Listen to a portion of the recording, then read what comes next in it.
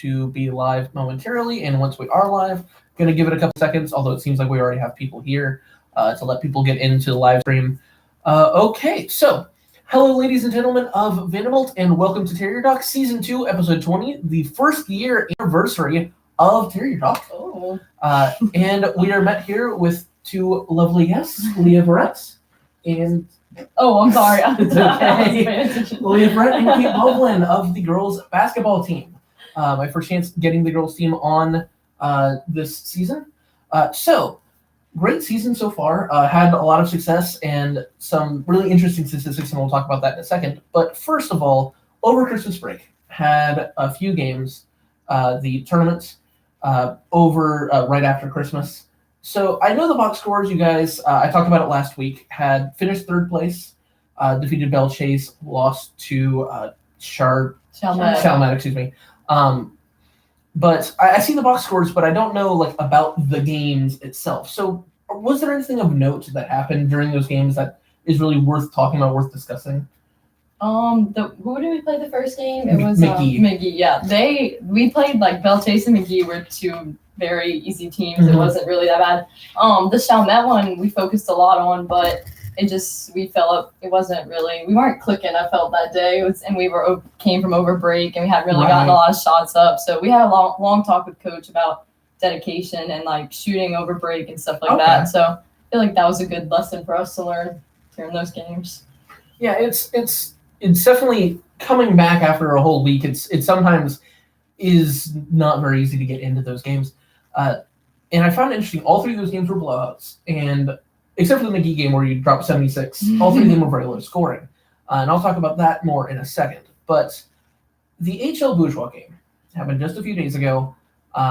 Again, I can see the box score, and the box score is interesting. So hold them to 16 points in the first half, and what I assume to be a very good HL Bourgeois team. It's local rivalry, always a very good team.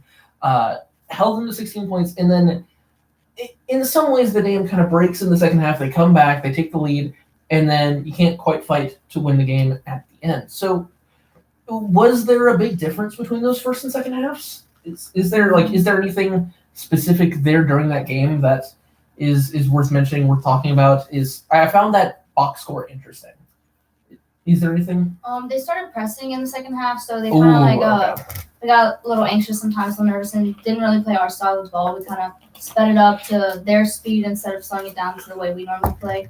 So I feel like that kind of had a big factor in the game. Right. Speed in general is really interesting in basketball because you play McGee, you play Chalmette, and not Chalmette, sorry. You play McGee, you play Belle Chase, and you're just the faster team, the better team, and they can't catch up to you. But when you're playing a team that maybe is a little bit more athletic, like HL Bourgeois or Chalmette, it's trying to get to that speed and slowing down that game.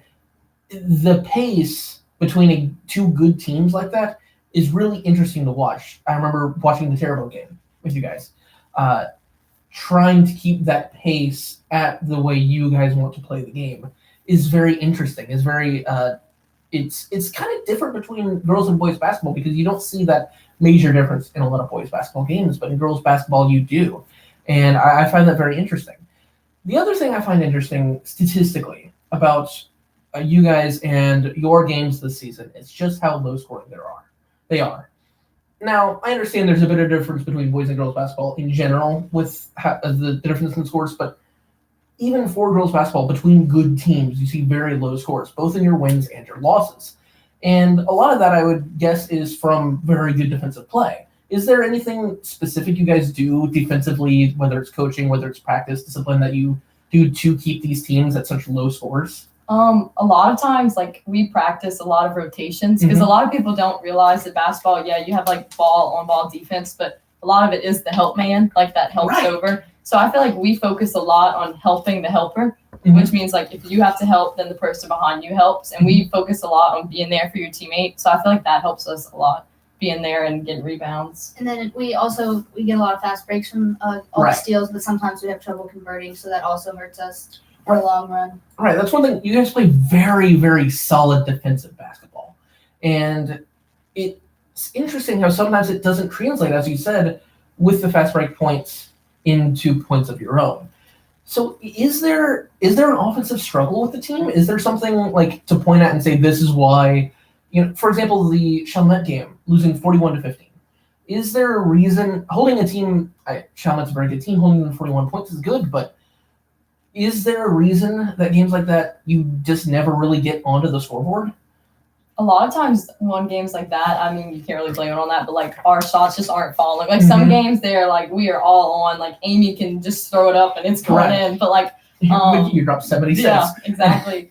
But a lot of times it's like what Kate says, we don't convert, or like we have really problem with the turnovers. So like we have to definitely focus on that and cut Miss that some free back. throws sometimes. That'll be a big That factor. yes, that's something I also find interesting about girls basketball. You sometimes see very, very solid, very good free throw shooters in girls basketball, like better than the boys, for example. And seeing that consistency, and then seeing sometimes where you don't have that consistency and miss is, again, I don't want to keep saying this, but interesting. It's just because I see both teams a lot, both the boys and the girls, and the difference is interesting to look at. So moving forward, district play is going to start in a few weeks, and I look at your district and I see teams that you can compete with. In general, it's a good district, but it's one you guys are a very good team this year. You're peaking. Lots of seniors. Yes, and lots of seniors. Is there an interesting dynamic there with the leadership of having, is it 8, 10, 11 seniors, almost an entire dozen, an entire lineup of seniors? Is there something special with just how many players there are with your team, and how sometimes the juniors and the sophomores, first of all, they rotate in a lot. Still, you see Kennedy, you see Jimmy rotate in a lot during the game, despite having so many seniors. But is there anything special with the dynamic, whether it's in the locker room or anything, with you guys having played for so long together? Anything special with that? I feel like we don't have a very specific, like, this is the leader, this is, like, I feel like we're all kind of, like, There's no really pointing the finger on, like, oh, this is the stud, which I also think is why we have low-scoring games, but we still win, because, like, you don't see one person have 36 points. You have, like, Amy has 10, Kate will have, like, 800 threes, and, like, it's like that, or, like, Brittany will have, like, 8 steals. Like, we're all very... like, it's not just one person, which I think really helps us because there's no jealousy or anything like that. So it's also interesting where the team an opposing team can't just lock down one person, and stop them, and then you stop the whole team. There's a lot of rotation with, again, a difference between you guys and any other team really at Vanderbilt. You don't see that kind of rotation where you have 10, 12 people getting serious minutes the entire game. You have 5 starters, but it feels like sometimes you have 10 starters, and that's just different. Were you going to say something about it as well? It's just like, even if someone's having an off game, like we're all there to pick each other up, and like since there are so many of us, like that one person isn't gonna. Not that anyone loses the game for one person, but like just that we're all there to help that one person get back up and like support them, and like if I'm having a bad game, I know Leah. I can give Leah the ball and she'll like handle it. So. Yeah, you have a lot of people with the same role. You talk about that. Both of you very good ball handlers. Maybe the 2 best on the team. I don't know. Both very good at it. I mean, it's I know you're chuckling, but really, you just laugh because we always joke about it. But both of you are very strong ball handlers, and if one of you falters, the other one can pick the other one up and be okay. I remember I wanted to have you on for the E.D. White game afterwards because I saw little bits and pieces of that. I think this is a great example of what you were talking about. No Brittany during that game, and Brittany, there is no one star, but Brittany, sometimes there'll be times where she kind of pops off the court and is, your eyes pop out. I mean, and there wasn't that spark sometimes that Brittany brings, but it was okay. Playing E.D. White, a team that was hungry for a win after you beat them last time, tie in the third quarter, tie in the fourth quarter, and you pick it up. And I saw a run in the third quarter where you, Leah, specifically, were responsible for like 14 straight points. Whether it was an assist, whether it was scoring the ball yourself, or whether it was getting the person open, it was just, it was kind of magnificent to watch. It was incredible. So I know this was a few weeks ago, but I do wonder if you remember, was there something special? Was there something you remember from that game? Well, I definitely think the college 3 helped because I guess it made me focus more Mhm. on my form, which is a big part of what I used to focus on in like transition threes Right. and things like that. But I mean, I just knew I had to take the role, so I did it. I mean, just Right. have to accept it, you know. I mean, I know there are games. Again, referring back to another great game that you guys had, unfortunately coming up on the wrong end of it against Terrebonne, where you hit the two only threes the entire day, Kate, and sometimes you miss a lot of shots as a team, and so you would think having the 3-point line move back would hurt a team like that, and even their shooting. But you guys improved, and it is funny, but it's also impressive.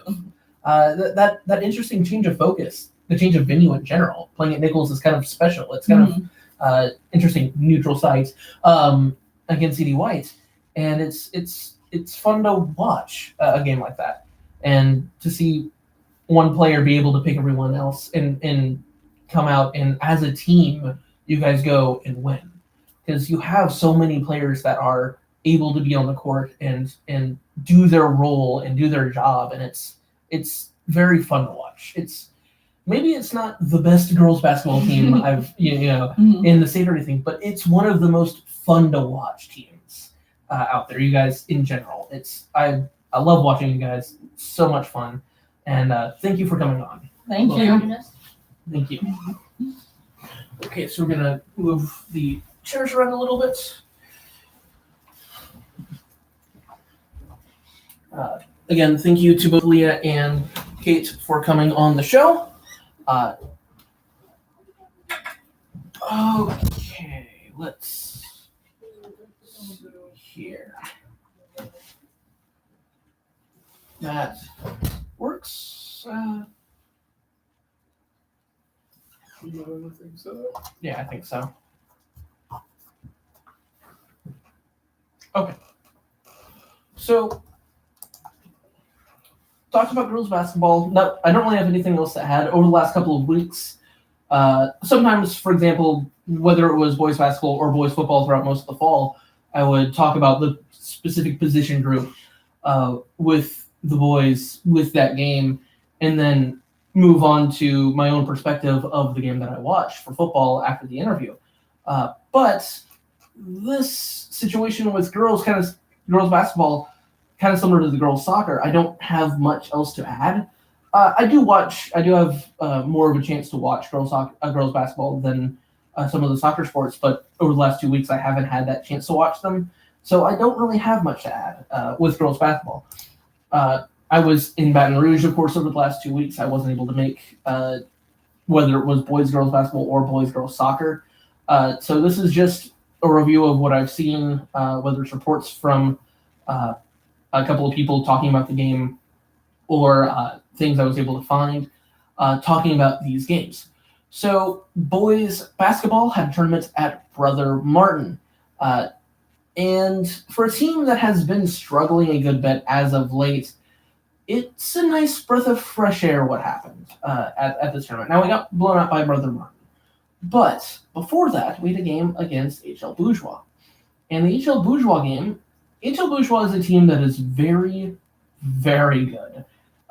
They've always been very good. It's a little bit of a local rivalry at times. I remember the first game I ever watched, just a little bit of an anecdote. The first game I ever watched of the varsity boys team, my freshman year, began the season against HL Bourgeois, and we got blown out of the water by like 50. So I always thought of HL Bourgeois as that kind of team, a very, very good team. Thank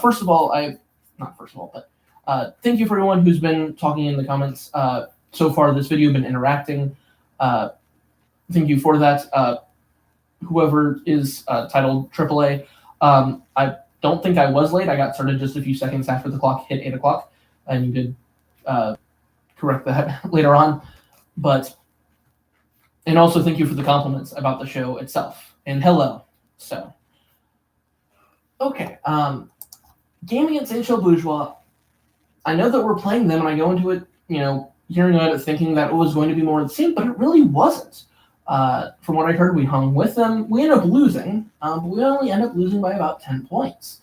and we, stayed with them, stayed competitive, and that shows improvement of this team over the last 4 years. It's a nice breath of fresh air for a program that has not been very successful as of late. It was a loss, but there are still good things to take away, positive things to take away from that game. And we do end up winning at the end of the tournament in our final game. So that's a very big, good sign. Have a win going into the next week in our own games. Girls soccer, I wasn't able to find the results for this game, but we played South Lafourche, so I assume we got the victory. If anyone can confirm that, who was at the game or heard about it, that would be great. But I would assume that the way the girls talked about it with our interview a few weeks ago, it made it seem like it would be a foregone conclusion. I will go ahead and assume that it is. I apologize, was not able to find the result. That's on me. But that's, it's not a very competitive district. That's my guess. Boys soccer is something I will touch on now, but I'll talk about it more at the end, because boys soccer did not have any games this week. They had the game against Central Lafourche, which was very big both for power ratings and just not really a local rivalry, but a nice regional rivalry with the team in Raceland that they got the victory. No games this week, but a nice improvement in the standings. I'll talk about that more with their games next week, or this week. As for that's it for the review for this week. Going into the preview, this is the beginning of the new year. So Happy New Year to everyone, 2020. And bowling actually starts this week to begin. They begin on Thursday, both the boys and girls bowling. Boys take on HL Bourgeois, Thibodeau, and Baker, and the girls take on Central Lafourche. I don't really have much to preview with bowling. I don't know very much about the team, but I do want to mention it. It is happening, so best of luck to them. Girls basketball has a couple of games this week. They first of all face Ben Franklin, who usually isn't a very strong team, should be a winnable game. I touched on this with Leah and Kate here. Girls basketball, a lot of girls sports kind of don't have the immense parity that some boys sports do, where usually even bad boys basketball teams, and this is true just in general as you go down like levels of competition. In professional soccer, you don't see terrible teams. In college soccer or basketball or whatever profession or whatever sport, you see more blowouts, and it gets more and more like that as you go on. We see a team like this is a tangent, but I'll explain what I'm talking about here. You'll see a team like in high school football. We blow up Berwick, and then Berwick goes and blows up Morgan City. You see a lot more of that range of competition as you go down the sports. And there's an interesting difference between, say, boys basketball and girls basketball. There are a lot of bad boys basketball teams, but usually the blowouts don't get very ugly. There are some ugly blowouts in girls basketball. And from what I know of Ben Franklin, we've seen it happen throughout the season, whether it's versus McGee or versus Belle Chase. My guess is that's what would happen in this game. We host them on Tuesday, home game versus Ben Franklin. Best of luck to them. Hopefully, as many people as possible can go out there and support the Terriers in that game. They also travel to Central Catholic on Friday. Central Catholic is probably a better team than Ben Franklin at the very least. A decent team, probably will provide some level of competition, but it should still be a winnable game for us, even though it's on the road. And even though we are kind of still tuning up, getting back into the swing of things from the Christmas break, still have a chance to get a good win against a pretty good team in Central Catholic. Moving on to boys basketball. People are saying asking to let on the 8th graders. I might bring some 8th graders on at some point. That's definitely plausible. I definitely wouldn't be able to bring on 8th graders from all the different sports for winter, but maybe an episode with like one sport of one 8th grader at some point. That might happen. We'll see. It's definitely something worth thinking about, worth considering, because I think junior high sports in general are very they're a different kind of entertainment, especially when we have very good teams, like I know our boys basketball team has had some very good, entertaining games. Okay. Definitely consider it when we get into those sports. But junior high sports in general can be very fun to watch, depending on who the team is, who the players are, things like that. And it can be very entertaining. I don't focus on it very much on Terrier Talk. I usually stick to just varsity. But it might, yeah, definitely something to consider. Moving on to boys basketball, we have a game on Tuesday. We travel to L.W. Higgins on Tuesday. Game is at 6, or I think JV's at 6, varsity's at 7. I don't know what school L.W. Higgins is. I looked them up, and I could not find something. I mean, I assume they exist. The game is happening on Tuesday, but I have never heard of them, and I doubt many other people have either.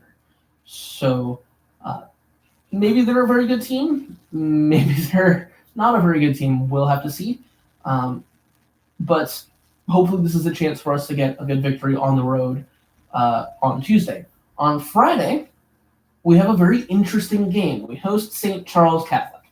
So St. Charles Catholic is the team that we got our first victory against on the road back in early December, about a month ago. And now that game was a little bit different. We got our first win, but they did not have any of their football players. St. Charles was amidst their state championship run, so congratulations to them for that. I don't remember how the game went, but they had a great run getting to the state championship game, but because they were there, they didn't have their basketball players at all, or they didn't have any of their football players for basketball. Now they have those football players. The team might look very different because of that, and it might be a much more difficult game because of that. We do not know. So it's an interesting kind of grudge match. They'll be hungry to get the victory with those players from football. And it's going to be a game that will probably be tougher than the game before. I don't know how much talent they'll be getting back from that. But it's a game at home on Friday night, that we should have a chance of winning. Getting a series sweep versus St. Charles would be great. And hopefully a lot of people can come out and support the Terriers for that game. Of course, I wish them the best of luck. Moving on to girls soccer. A couple of games. First on Tuesday versus Ellender. Pretty sure this is another district game, and it should be a similar result to the other district games. Not much competition for our girls in soccer within the district. A little bit more of competition for the girls on Wednesday versus Central Lafourche. Central Lafourche tends to have a very good soccer team. Kind of similar situation to the boys soccer team, boys soccer situation that they had a couple weeks ago. Central Lafourche has a good program in general, but it should be a winnable game. They're good, but our girls soccer team looks elite right now. And it's a good chance for us to keep having good competition going into district and eventually our hopeful state playoff run going into February. So it should be a game that we win. I would probably favor us in the game, but we will see. And, of course, best of luck to them. And then a big local game at Terrebonne on Friday. Similar to every other time we play Terrebonne, the story kind of is the same. It's a local rivalry. Terrebonne's a pretty good team, and it's not going to be an easy win just because of that local rivalry. But they're good, but they're not this girls' soccer team. And again, it's a game that we should be favored in. Again, it's a game that we should be winning. We've lost some games that we probably shouldn't have lost over the last tournament back at Mandeville, but it's still an elite girls soccer team, been to the state championship, very experienced. We saw all the seniors just a few weeks ago. It's an elite team, an elite program with a lot of success. Terrebonne's good, but it should be still a game that we win on Friday. Boys soccer, for all of the inaction last week, they got the whole week off. events-wise. I don't know if they practice or not, but they got the whole week off. Lots of action this week, including a doubleheader main event, and I'll talk about that in just a second. But first, the games that are not quite as big, I guess, for the soccer team. They face International on Friday. I'm not sure exactly the situation with that, but they also travel to Pearl River on Saturday. Best of luck to them in those games, but those aren't really the two games that I want to talk about. I want to talk about at Newman on Monday in versus Terrebonne on Thursday. It's these two games. It's interesting because they're two very big programs. Newman is obviously most well known for their football program, but it's a big school, not big in numbers, but big in popularity and significance. Well-known school, very well-known school, and getting a chance to defeat them at Newman is huge. And it's not just a chance, it's a huge chance. It's kind of a program-defining chance in some way. The reason I say that is because after this week, over the Christmas break, with the win and all the PowerPoints against Central Lafourche, and over this last week, with losses from all the big teams that we're in competition with in our division, we have risen to number 1 in Division 3. In power ratings, we would be the number 1 seed in the playoffs right now. That is huge for us. It's a great team. We're 12-2-6, an amazing record. We've had a lot of success this season. It is a boys team that might be on the upswing. And it's a boys team that won state 2 years ago. We might be even better than we were then. I don't know. We'll see. They're improving as weeks go by. They're getting better. They were very young last year. And while they are still young now, that youth has aged. They have experience. And it's a very, very good team. A very strong team. And they have a chance against a Newman team that is very good. They are, I think, 4th in their Division 4 power rating right now, with not quite the same record that we have, but still good. We have a chance to kind of put our name on the map in boys soccer in a way that girls soccer has been able to do over the last couple of years. They kind of have their name on the map. We have that same chance right now. And it's a little bit of a different situation with Terrebonne, but I think it's still significant. Terrebonne is also very good. They are decently ranked in the division above us right now, also with a solid but not great record. They're a good team. But this is Terrebonne. Again, similar to girls soccer, who faces them this week as well. It's Terrebonne, that program. The local rivalry is always very important. And it's a very big game for that, just kind of the war over home, I guess, if you want to put it that way. Living in the same city, just 5 minutes away from each other. And it's a good boys soccer team at Terrebonne, and it's a great boys soccer team for us. And with those two games, we have a chance to really jump into the elite level of boys soccer. And I wish the boys the best of luck in that game. I think they'll have a great chance to do something great there. So good luck to the Terriers in that game, and I wish all of our Terriers in all different sports the best of luck in their games this week. And I hope you guys enjoyed this episode, and I'll see you at the same channel next week, same time, same channel. See you.